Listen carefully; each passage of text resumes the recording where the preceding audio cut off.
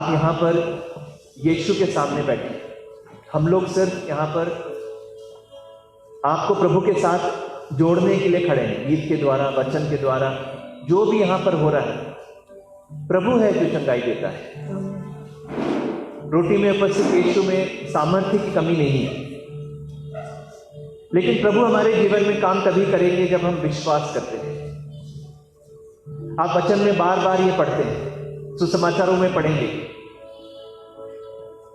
प्रभु उनसे पूछता है, जो बीमार आते हैं, प्रभु उनसे पूछता है, क्या तुम विश्वास करते हो कि मैं ये कर सकता हूं? प्रभु सुनना चाहता है। आपके हृदय से निकलने वाली जो आवाज है, जो आप अपने होठों से कबूल करते हैं, यहां प्रभु मैं विश्वास करता हूं। प्रभु हृदयों को परखने वाला परमेश्वर है। तो निराश नहीं होना है। हम जब ये प्रभु के सामने बैठे हैं, निराशा को दूर रखना है।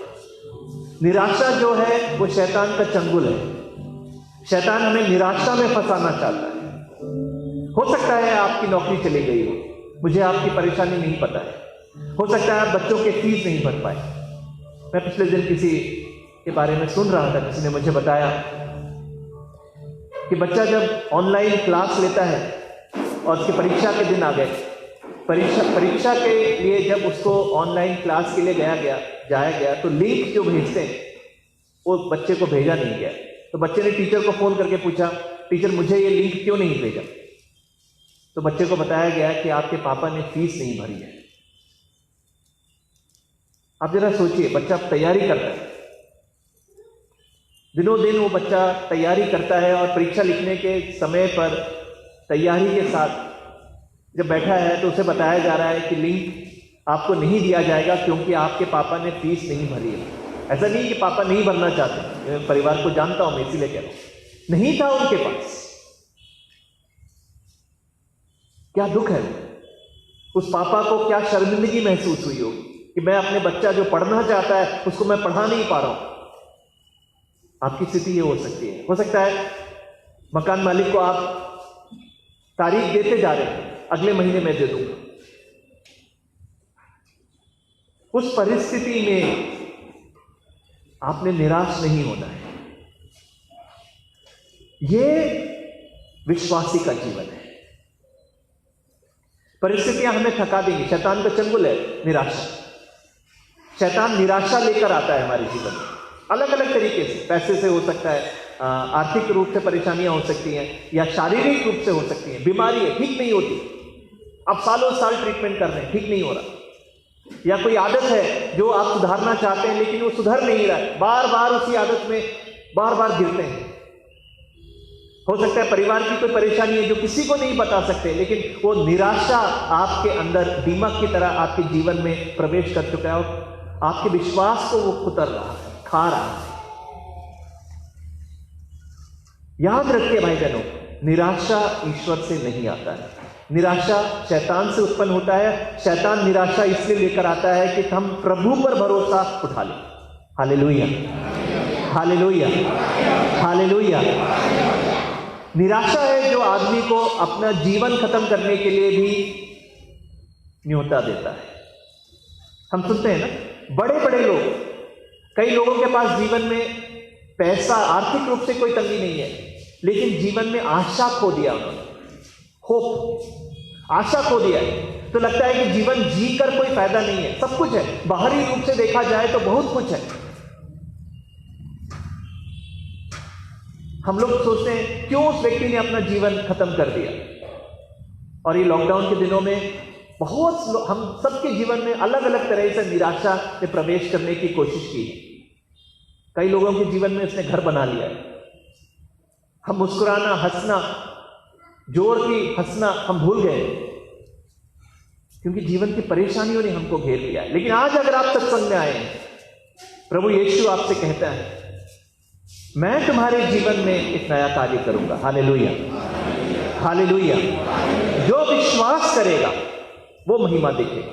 तो विश्वास करना है यीशु में कि यीशु के लिए कुछ भी असंभव नहीं है। और ये अपने आप से कहना है, किसी को बताने के लिए नहीं, दिखाने के लिए नहीं, लेकिन अपने हृदय को, अपनी आत्मा को। दाऊद हम भजन में पढ़ते हैं, भजन संहिता में पढ़ते हैं, दाऊद कहता है हे मेरी आत्मा सुन। दाऊद राजा है, लेकिन वो अपनी आत्मा को कहता है सुन तुम मेरी आवाज, क्योंकि निराशा जो है हमारी आत्मा को प्रभु से दूर खींच के जाता है। हम कहते हैं क्या फायदा, मैं प्रभु के पीछे गया, मैंने अच्छा जीवन जिया, मैं पाप से दूर रहा, फिर भी मेरे जीवन में इस तंगी, ये परेशानी, ये तकलीफ क्यों आई? कई बार ऐसे प्रश्नों का उत्तर नहीं मिलता है, लेकिन उस समय हमने ये जान लेना है कि निराशा ईश्वर से उत्पन्न नहीं होता है, ये शैतान का चाल है। Hallelujah, hallelujah, hallelujah, hallelujah. Bible में हम दो लोगों के बारे में देखेंगे। पुराने विधान में एक नबी था, आपने जरूर सुना होगा, एलिया नबी, इंग्लिश में कहते हैं एलाइजा, मेजर प्रॉफिट कहते हैं, महान नबी था, महान नबी था। उसने आज्ञा दी और स्वर्ग से अग्नि उतर पड़ी। आप उसके चमत्कारों को पढ़ सकते हैं, पहले राजाओं के ग्रंथ में आप पढ़ेंगे, अद्भुत चमत्कार उसने किए, महान था वो। बारिश नहीं हो रही थी, उसने आज्ञा दी और 3-3.5 साल तक पूरे उस प्रदेश में अकाल पड़ गया, और उसकी वाणी पर 3.5 साल बाद स्वर्ग खुला और बारिश हुई। हालेलुया, महान है, महान नबी है। प्रभु का वचन उसके हृदय में जलता जलता हुआ एक मशाल की तरह है। उसने वचन बोला और उसका वचन सामर्थ्य से भरा हुआ वचन। प्रभु के लिए उसकी जो भक्ति थी, प्रभु के लिए जो तीक्ष्णता थी, वो इतनी भयंकर थी कि वहां पर प्रभु के लिए कुछ भी करने के लिए वो तैयार। वो राजा से, इजराइल का जो राजा है, वो प्रभु को छोड़कर अन्य देवी देवताओं के पीछे जाता है अपने पत्नी के सुझाव पर। वहां पर वो राजा से भी टकराने के लिए, जेजबेल रानी जो है, उस रानी से भी टकराने के लिए वो तैयार है। ऐसा विश्वास से भरा हुआ नबी था एलिया। Hallelujah, hallelujah. राजाओं का पहला ग्रंथ 19वें अध्याय में 1 Kings chapter 19 में हम पढ़ते हैं, एक ऐसी घटना हुई जहां पर एलिया ने, वहां पर जो बाल देवता है, जो यहूदी लोग थे, वो ईश्वर को छोड़कर बाल देवता, क्योंकि राजा उसके पीछे जा रहा था, जेजबेल उसकी पत्नी जो है, रानी जो है, वो बाल देवता की पूजा कर रही थी, तो लोग सब उसके पीछे जा रहे थे। तो वहां पर एक अहम कदम उठाता है एलिया। बाल के जो पुरोहित होते हैं, जो बाल देवता की बलि चढ़ाने के लिए लोग हैं, उन पर वो वार करता है एलिया। तो जेजबेल जब सुनती है कि इस प्रकार से एलिया ने मेरे बाल के पुरोहितों पर प्रहार किया, आक्रमण किया, उनको मारा, तो जेजबेल आज्ञा देती है। जेजबेल कहती है, यदि मैंने कल इस समय तक तुम्हारे साथ वही नहीं किया जो तुमने उन लोगों के साथ किया, तो देवता मुझे कठोर से कठोर दंड दे। उसको चुनौती देती है, उसको डराती है, कहती है कि तुमने जो किया है वही मैं तुम्हारे साथ करूंगी। अभी देखिए, महान नबी है, ये वचन सुनने के कारण, राजा रानी की आज्ञा है, रानी के वचन है, क्योंकि अधिकार से आ रहा है। इतना बड़ा नबी जो अभी तक इतने हिम्मत के साथ खड़ा था, इस समय डर जाता है। आगे वचन में लिखा है, इससे एलिया भयभीत हो गया। क्या हो गया? अभी तक जिसने डर नहीं जाना था, जब उससे कहा गया कि तुम्हें मार डाला जाए, कल इस समय देता है, समय देती हो, भयभीत हो गया। तो इतना बड़ा नबी अगर डर सकता है, बाइबल में क्यों एक घटनाएं लिखी है? इसलिए नहीं कि दिखाने के लिए कि कितना कमजोर है, लेकिन यह बतलाने के लिए कि हम कितने भी महान हो, भय, निराशा हमारे जीवन में प्रवेश कर सकती है। Hallelujah, hallelujah. अभी आगे देखिए क्या होता है। भयभीत हो गया और अपने प्राण बचाने के लिए यूदा के बेर शबेर भाग गया। वो वहां से दूर भाग गया अपनी जान बचाने के लिए, क्योंकि रानी ने कह दिया था कि तुम्हारी हत्या होगी। वहां उसने अपने सेवक को छोड़ दिया, उसका एक सेवक होता था, हर नबियों के साथ सेवक होते थे, नबी से सीखने के लिए, नबी की सेवा करने के लिए। इसने अपने सेवक को भी छोड़ दिया, और मैं सोचता हूं इसलिए छोड़ दिया क्योंकि कहीं सेवक इसके साथ विश्वासघात ना कर दे, तो ये सेवक को भी छोड़ देता, इतना डर जाता है।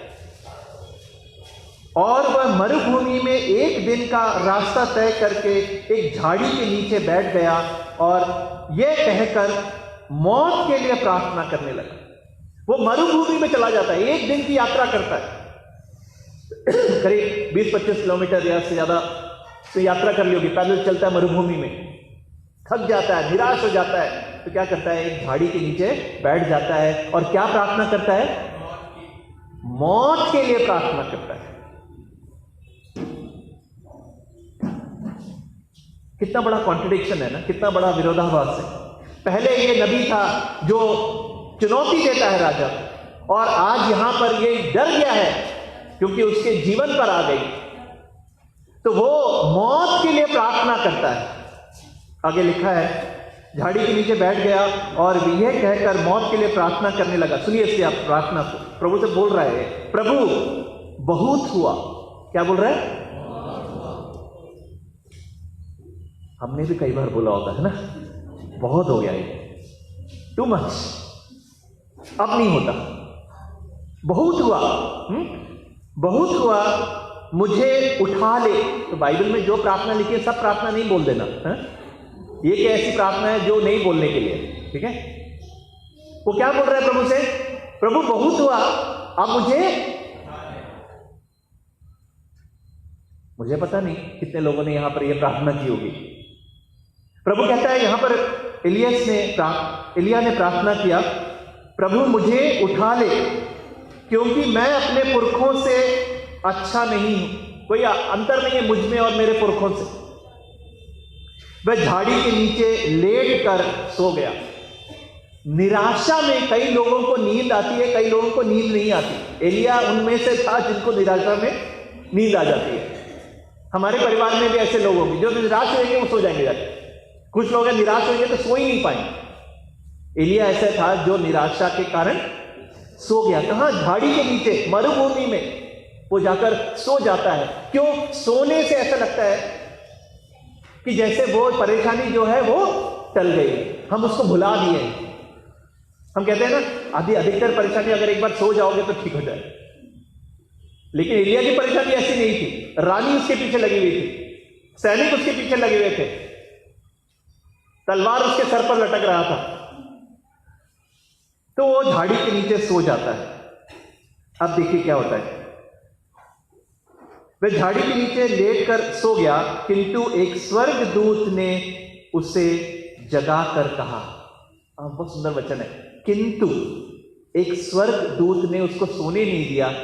जब वो थोड़ी देर सो गया, उसको जगाया, जगाकर उसे क्या कहा, उठिए और खाइए। क्या करना है? उठिए और खाइए।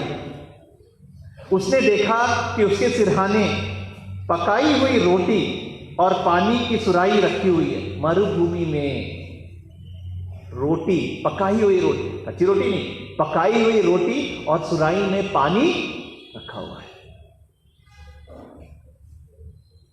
जब वो सोच रहा था कि कोई नहीं है, परमेश्वर से कह रहे, परमेश्वर मुझे मार दो, परमेश्वर ने उसके प्रश्न का, उसने प्रार्थना को जैसे उसने मांगा वैसे नहीं दिया।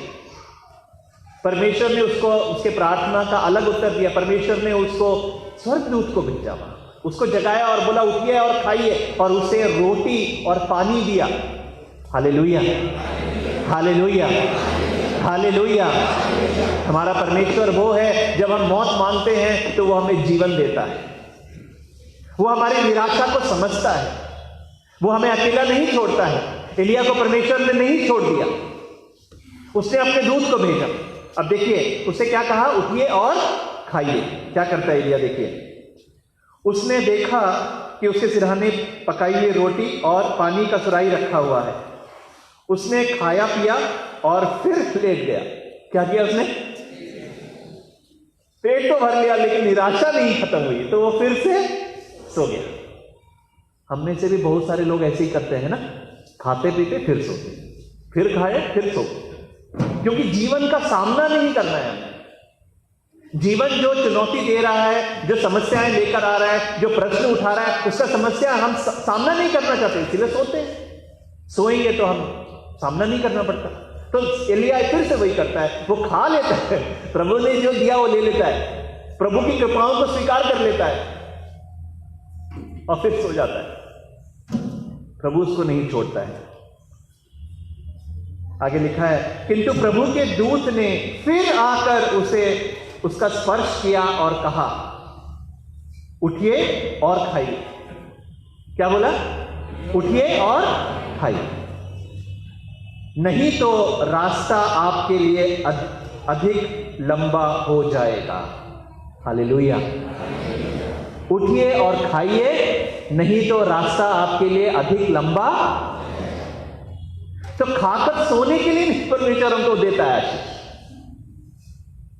कहीं जाना है तुमने, एक राह पर चलना है तुम्हें एक यात्रा पर चलनी है, रास्ता और लंबा हो जाएगा अगर तुम नहीं खाओगे, जाना तो पड़ेगा तुम।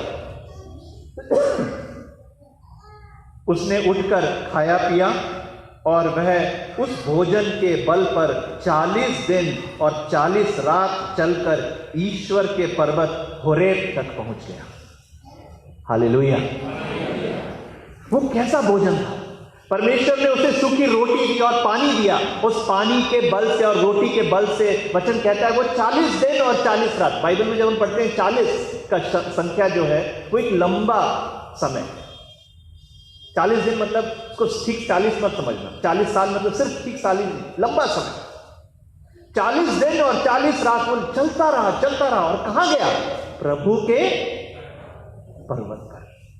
तो हमारे जीवन में जो समस्याएं आती हैं और उसमें प्रभु जब हमें कृपाएं देता है, वो किस लिए होना है?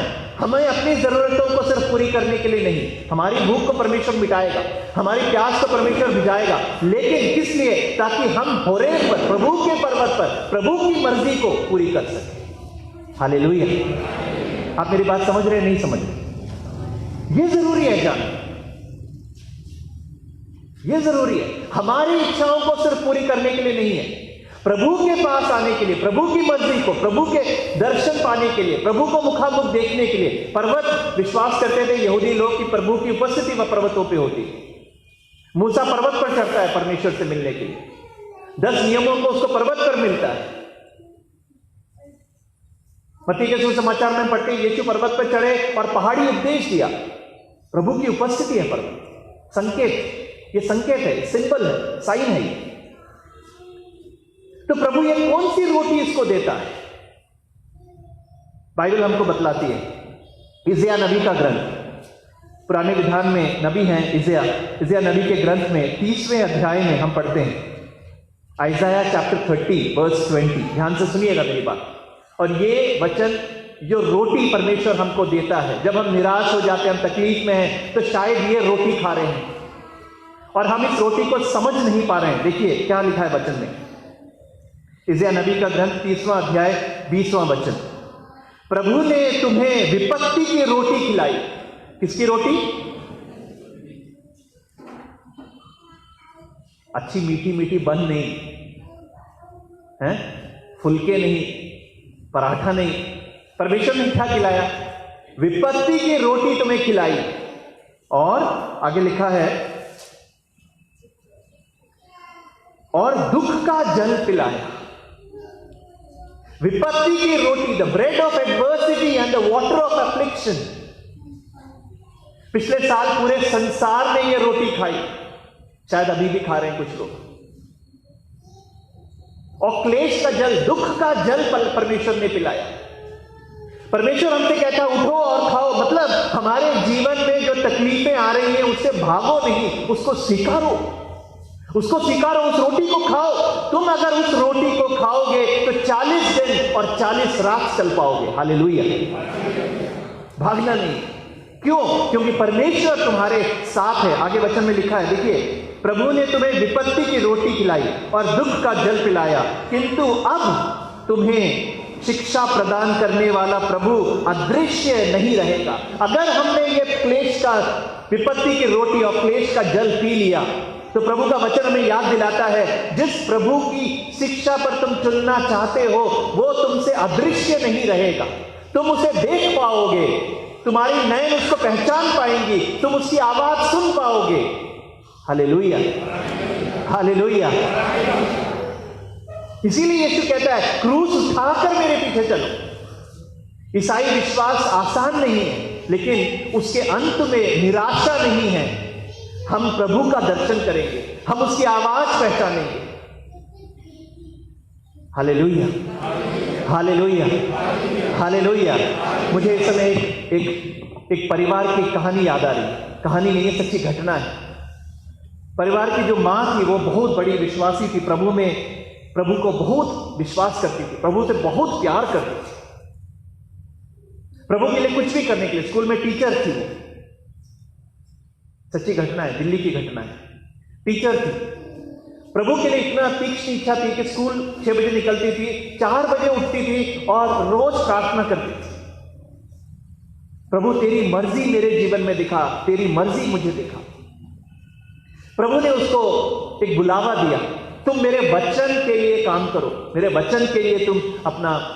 तो इसने प्रार्थना में निर्णय लिया, अपने पति से सहमति ली, दूसरे लोगों से सुझाव लिया। उसके बाद स्कूल से छुट्टी के लिए एप्लीकेशन डाला कि मुझे 2 साल की छुट्टी दे दो, मैं कुछ करना चाहती हूं अपने जीवन से। तो स्कूल, क्योंकि कई सालों की उनकी सर्विस थी, तो स्कूल वालों ने उसको अलाउ कर दिया।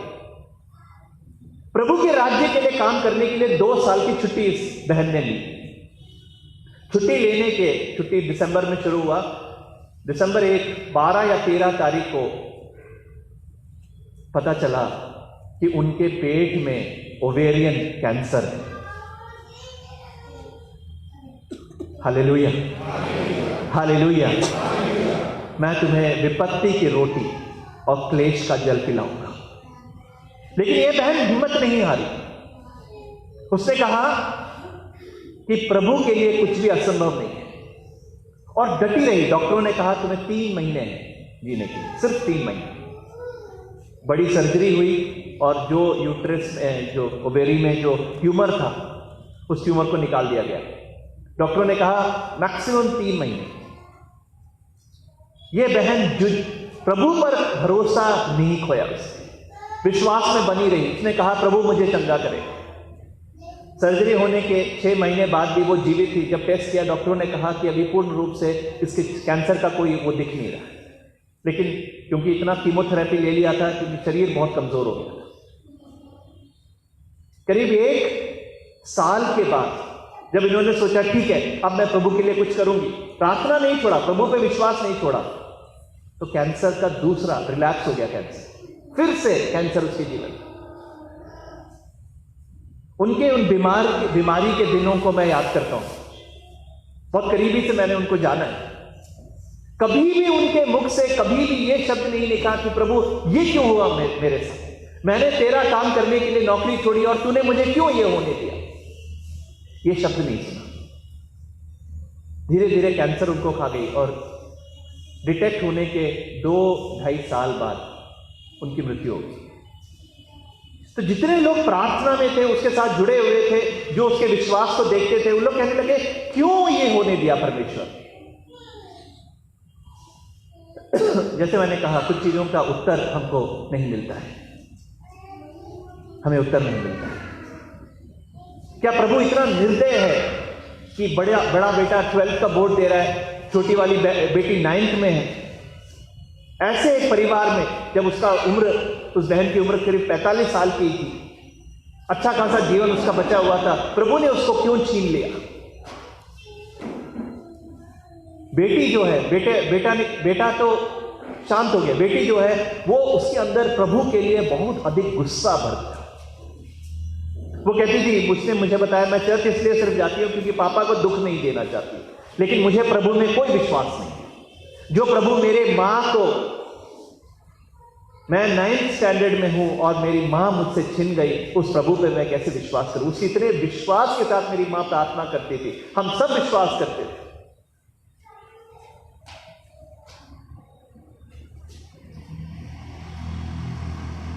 यह है विपत्ति की रोटी और क्लेश का जल। निराशा स्वाभाविक है कि ऐसे किसी के परिवार में आ सकता है, लेकिन ये लड़की करीब 2 साल उसने इस असमंजस में छोड़ा नहीं, प्रभु को छोड़ा नहीं, लेकिन विश्वास प्रभु पे पूरे हृदय से नहीं कर पाई।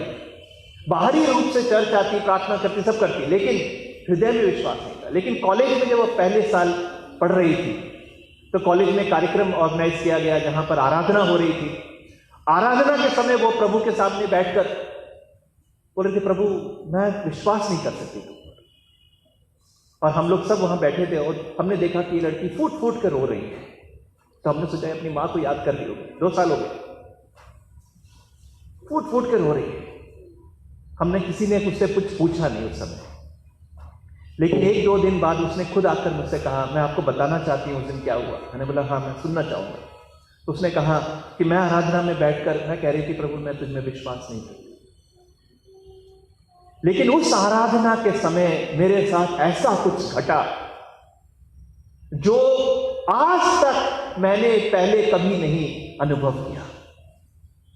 वो कह रहे हैं जब सब शांत हो गए, सब आराधना में झुके हुए थे, आराधना कर रहे थे प्रभु के, सभी नौजवान थे वहां, उसने कहा मैंने एक आवाज सुनी, प्रभु ने मुझे अपने नाम से बुलाया और मुझसे कहा मैं तुझसे प्यार करता हूं। मैं अपनी मां को नहीं याद कर रही थी, मैंने जब यह आवाज सुनी मेरा हृदय जैसे फट गया, मैं फूट फूट कर रोने लगी। तुम प्रभु की आवाज को सुनोगे, वचन कहता है, किंतु तुम्हें शिक्षा प्रदान करने वाला प्रभु अदृश्य नहीं रहेगा, तुम अपनी आंखों से उसका दर्शन करो। उस लड़की ने दर्शन किया। उस लड़की ने कहा मुझे उत्तर नहीं मिला कि मेरी मां क्यों मर गई, लेकिन मुझे यह विश्वास हो गया कि प्रभु जीवित है और यह पर्याप्त है। मां का प्रेम, पापा का प्रेम, उससे भी बढ़कर प्रेम जो है प्रभु मुझ में भर सकता है। Hallelujah, hallelujah. आगे घटना के करीब 8-10 साल हो गए। आगे परिवार को जब मैं मुड़ के देखता हूं, वो बच्चे जो हैं तरक्की पे तरक्की कर रहे हैं। उस विपत्ति के जल को पीने के लिए, उस परेशानी के जल को पीना पड़ा, उस विपत्ति की रोटी खानी पड़ी, लेकिन प्रभु की कृपा, प्रभु का प्रेम उन पर है। हम कुछ चीजों को मानसिक दृष्टि से नहीं समझ सकते, इसलिए निराश नहीं होना है। आपकी प्रार्थनाओं को जैसे आप चाहते हैं वैसे उत्तर नहीं मिला तो ये मत कहिए कि प्रभु ने मुझे त्याग दिया है। प्रभु की प्रज्ञा, प्रभु का विवेक हम सबसे कहीं बढ़कर है। एलिया का जीवन निराशा में खत्म नहीं हुआ। एलिया महान नबियों में से था। आपका जीवन भी, मेरा जीवन भी निराशा में खत्म होने के लिए नहीं परमेश्वर ने दिया है। लेकिन जब हम विपत्ति की रोटी खाएंगे और क्लेश का जल पिएंगे, तब हम उसकी आवाज को पहचानेंगे। प्रभु हमसे कहता है उठो और खाओ, क्योंकि तुम्हें एक लंबी यात्रा करनी है। और जब हम ये रोटी को खाएंगे, स्वीकारेंगे, इस जल को पिएंगे, प्रभु में भरोसा करते हुए, तो हम 40 दिन और 40 रात चल पाएंगे। हम प्रभु की उपस्थिति में आ पाएंगे। हमारा जीवन एक साक्ष्य बनेगा, साक्ष्य बनेगा।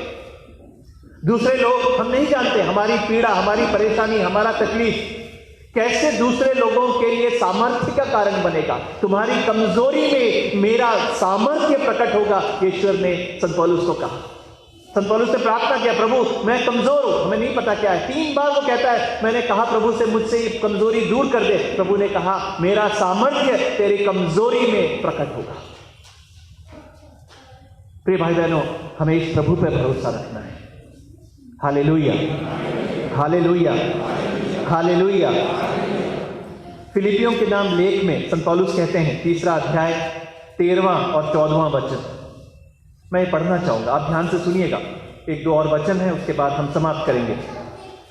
वचन में जीवन है, वचन में जीवन का रहस्य छिपा है। आप ध्यान से सुनिए इस वचन को। भाइयों, मैं ये नहीं समझता, संत पौलुस कह रहे हैं, अपने जीवन के बारे में कह रहे हैं, ठीक है। वो प्रभु के लिए सब कुछ, सबसे महान प्रचारक था। 12 चेलों को प्रभु ने चुना, उनसे बढ़कर इसने प्रभु के लिए काम किया। वो संत पौलुस है, वो कह रहा है, देखिए मैं ये नहीं समझता कि वह लक्ष्य जब अब तक मेरी पकड़ में आ गया है। जिस लक्ष्य के लिए मैं भाग रहा हूं, उस लक्ष्य को मैंने पकड़ लिया, ये मैं नहीं कह रहा हूं। मेरे पकड़ में पूर्ण रूप से आ गया, ये नहीं कह रहा हूं। मैं इतना ही कहता हूं कि पीछे की बातें भुलाकर आगे की बातों पर दृष्टि लगाकर मैं बड़ी उत्सुकता से अपने लक्ष्य की ओर दौड़ रहा हूं। पीछे की बातों को भुलाकर आगे की बातों की ओर अपना लक्ष्य लगाकर बड़ी उत्सुकता से मैं इस दौड़ में लगा हुआ। प्रिय भाई बहनों, कई बार हम अपना जीवन पिछले दिनों में, बीते हुए दिनों में फंसे हुए, मैंने ये गलती कर दी, हाय मैंने अगर ये गलती नहीं की होती तो क्या होता, हाय अगर मैंने ये अपॉर्चुनिटी नहीं खोया होता तो क्या होता, हाय अगर मैंने ऐसे नहीं किया। इस हाय हाय को छोड़ दीजिए। बीते हुए कल को हम नहीं बदल सकते। हाँ, जरूर हम अपना आज, वर्तमान और आने वाला भविष्य खराब कर सकते। इसलिए संत पौलुस कहता है, बीते हुए दिनों में मैंने, कौन है संत पौलुस? संत पौलुस वो है जिसने यीशु के शिष्यों को सताया, मार डाला। हमने इतने बड़े पाप नहीं किए होंगे। वो अपने आप को दोषित कर सकता था, वो अपने आप को कह सकता था कि मैं इतना बेकार हूं प्रभु, मैं कितना बेकार हूं। नहीं, वो कहता है बीती बातों को मैंने भुला दिया, प्रभु की करुणा में मैंने छोड़ दिया, मैंने गलतियां की है, मैं पापी हूं। कौन है प्रभु के सामने जो खड़े होकर कह सकता है कि मैंने कोई पाप नहीं किया? हम सबके जीवन में पाप है, लेकिन उस पाप में कैद नहीं रहना। प्रभु की करुणा, क्षमा मांगकर प्रभु की करुणा में उसको छोड़ देना। मैं बीती बातों को भुलाकर भविष्य की ओर नजर लगाता हूं और बड़ी उत्सुकता से भागता हूं। संत पौलुस कह रहे हैं, निराश होकर नहीं, बड़ी उत्सुकता से मैं प्रभु की ओर, प्रभु जिस लक्ष्य की ओर मुझे बुलाता है। Hallelujah, hallelujah. देखो, जीवन में सब चीजों में सफल होना जरूरी नहीं, लेकिन डटे रहना जरूरी है। मैंने क्या कहा? सब कुछ में हम सफल हो जाएंगे ये प्रभु नहीं कहता, लेकिन प्रभु ये क्या चाहता है कि हम डटे रहें, हम निराश ना हो। देखिए मैं आपको बताता हूं, प्रकाशना ग्रंथ में प्रभु हमको बताता है, प्रकाशना ग्रंथ में प्रभु हमारे जीवन के बारे में कहते हैं। देखिए, मैं विजयी को, जो विजयी बनता है, विजयी कौन है? जो डटा हुआ है, समस्याओं से भागता नहीं है, समस्याओं का सामना करता है, विपत्ति की रोटी खाता है, क्लेश का जल पीने के लिए तैयार है? मैं विजयी को उस जीवन वृक्ष का फल खिलाऊंगा। प्रकाशना ग्रंथ 2 अध्याय 7वां वचन, जीवन वृक्ष का फल खिलाऊंगा। ईदन के बाग में एक वृक्ष था जिसको जीवन का वृक्ष कहा जाता है। जब आदम और हव्वा ने पाप किया, परमेश्वर ने उनको निकाल दिया और जीवन वृक्ष के चारों तरफ सरदूत खड़ा कर दिए ताकि वो उसका फल ना खा पाए। जो विजयी बनेगा, परमेश्वर कहता है मैं उसे जीवन वृक्ष का फल खिलाऊंगा। Hallelujah, hallelujah. आगे देखिए, 2 अध्याय 11वां वचन, विजयी को द्वितीय मृत्यु, दूसरी मृत्यु की कोई हानि नहीं होगी। उसको मरना नहीं पड़ेगा, अनंत रूप से मरना नहीं पड़ेगा। जो विजयी है, जो लगा हुआ है, डटा हुआ है। आगे देखिए क्या कहता है, 2 अध्याय 26वां वचन, जो विजयी होगा, जो अंत तक मेरी इच्छा पूरी करता रहेगा। कौन विजयी होगा? जो अंत तक मेरी इच्छा पूरी करता। हम हर समय सफल नहीं हो सकते, लेकिन कोशिश रहना, डटे रहना है। मैं उसे राष्ट्रों पर अधिकार प्रदान करूंगा। हालेलुया। सिर्फ अपने परिवार पर नहीं, अपनी परिस्थिति पर नहीं, अपने कार्यों पर नहीं, अपनी नौकरी पर नहीं, अपने जीवन पर नहीं, राष्ट्रों पर मैं अधिकार प्रदान करूंगा। आप जरा सोचिए, आप अगर डटे रहें, आप प्रभु के साथ लगे रहें, प्रभु कहता है मैं तुझको, हम अपने आप को क्या समझते हैं? प्रभु कहता है मैं राष्ट्रों का अधिकार तुम्हें दूंगा। हालेलुया। एलिया वो था जिसने स्वर्ग से अग्नि बरसाई, उसने कहा और आकाश बंद हो गया, बारिश नहीं हुई। अधिकार ये प्रभु में जो डटे रहते हैं, प्रभु उनको देगा। प्रभु कह रहा है, प्रतिज्ञा कर रहा है परमेश्वर। मैं फिर से पढ़ूंगा, जो विजयी होगा, जो अंत तक मेरी इच्छा पूरी करता रहे। कोशिश करनी है, हम गिरेंगे। प्रभु यीशु मसीह क्रूस के रास्ते चलते समय 3 बार गिरे, हम पढ़ते हैं। क्रूस का रास्ता जब हम करते हैं तो 3 स्थान होता है जहां पर यीशु गिरते हैं, लेकिन यीशु गिर कर वहीं पड़े नहीं रहे, उठ खड़े हुए फिर चले। हम भी गिरेंगे, हम भी कमजोर हैं, गलतियां हो सकती है। गलती करने की कोशिश नहीं करना, गिरने की कोशिश नहीं करना है, नहीं गिरने की कोशिश करना है। अगर गिर भी जाते हैं तो निराश नहीं होना है, उठना है, फिर चलना है, उत्सुकता के साथ उस लक्ष्य की ओर बढ़ना है जो प्रभु हमें बुलाता है। नया वर्ष का आह्वान यही है, निराशा में नहीं बंधे रहना है। आगे लिखा है, देखिए 3रा अध्याय है, प्रकाशना ग्रंथ 3रा अध्याय 5वां वचन। विजयी इस प्रकार उज्जवल वस्त्र पहनेगा, मैं जीवन ग्रंथ में से उसका नाम नहीं मिटाऊंगा। जीवन की पुस्तक में तुम्हारा नाम सदैव के लिए अंकित कर दिया जाएगा। मतलब प्रभु के साथ तुम हर समय रहोगे जो विजयी है। विजयी मैं फिर से कहता हूं, वो नहीं कि जो हर परिस्थिति पर जीत जाता है। विजयी वो है जो परेशानियों को सामना करता है, डटे रहता है, जो प्रभु के साथ लगे रहता है, छोड़ता नहीं है। 3रा अध्याय 17वां वचन कहता है, मैं विजय को अपने ईश्वर के मंदिर का खंबा बनाऊंगा। हालेलुया। ईश्वर के मंदिर का खंबा मतलब ईश्वर के मंदिर उस पर टिकी हुई है। आप जरा सोचिए, मेरे और आपके लिए कहा जा रहा है, मुझे और आपको यह आह्वान है कि हम ईश्वर के मंदिर के खंबे बन जाए, सहारा देने वाले। आगे देखिए 3रा अध्याय 21वां वचन, मैं विजय को अपने साथ उसी अपने सिंहासन पर विराजमान होने का अधिकार दूंगा। यीशु कहता है, मैं अपने साथ जिस प्रकार से मैं पिता के दाहिने विराजमान हूं, मैं तुम्हें मेरे साथ अधिकार विराजमान होने का, उस सिंहासन में बैठने का अधिकार दूंगा। हालेलुया। विपत्ति की रोटी और क्लेश का जल जो पिएगा, उसके लिए यह लिखा गया है। जो निराश नहीं होगा, परिस्थितियों के सामने झुक नहीं जाएगा। उठो और खाओ, क्योंकि तुम्हें एक लंबी यात्रा करनी है।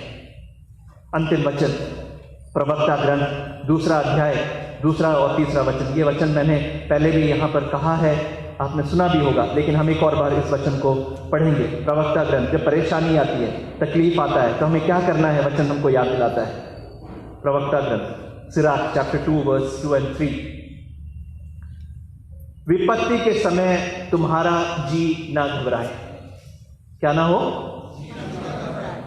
विपत्ति में तो जी घबराता है, अच्छे दिन में किसका जी घबराता है ना। लेकिन बाइबल जो है वो ही बता रहा है हमसे, है ना। विपत्ति के समय तुम्हारा जी ना घबराए, ईश्वर से लिपटे रहो। किससे लिपटे रहो? अपने आप से नहीं, जीवन की परिस्थितियों से नहीं, अपने दोस्तों से नहीं, ये सब अच्छी चीज है, लेकिन विपत्ति के समय ईश्वर से लिपटे रहो, उसे मत त्यागो, जिससे अंत में तुम्हारा कल्याण होगा। अंत में होगा। लिपटे रहना है भाई बहन, छोड़ना नहीं है। तकलीफ आएगी, परेशानी आएगा, दर्द आएगी, बीमारी आएगी, प्रभु से लिपटे रहना है।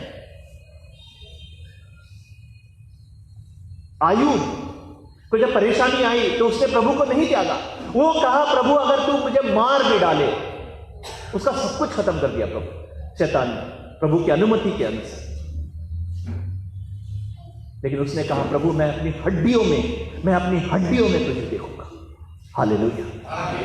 यह है परमेश्वर पर विश्वास, और इसके लिए प्रभु हमको बुलाता है। हम सत्संग में आते हैं तो ये नहीं कि हमें कुछ आशीष मिल जाए, नहीं, इस छोटे लेवल पर नहीं रहना है, हमें ऊंचा उठना है, हमारा विश्वास ऊंचा उठना है। विपत्ति में तुम प्रभु के साथ लिपटे रहो, उसे मत त्यागो, जिससे अंत में तुम्हारा कल्याण होगा। देखिए आयूब को परमेश्वर क्या कहता है, मैंने अंतिम वचन कहा था, लेकिन एक और वचन, ठीक है।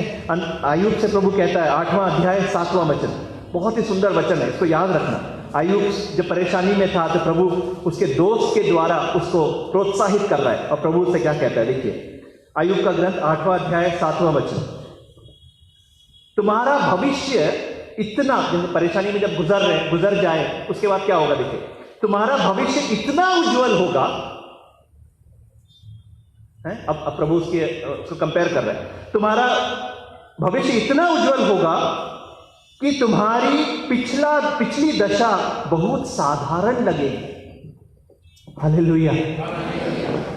अय्यूब बहुत अमीर आदमी था। प्रभु कहता है तुम्हारा भविष्य इतना उज्जवल होगा कि पुराना जीवन साधारण लगने लगेगा।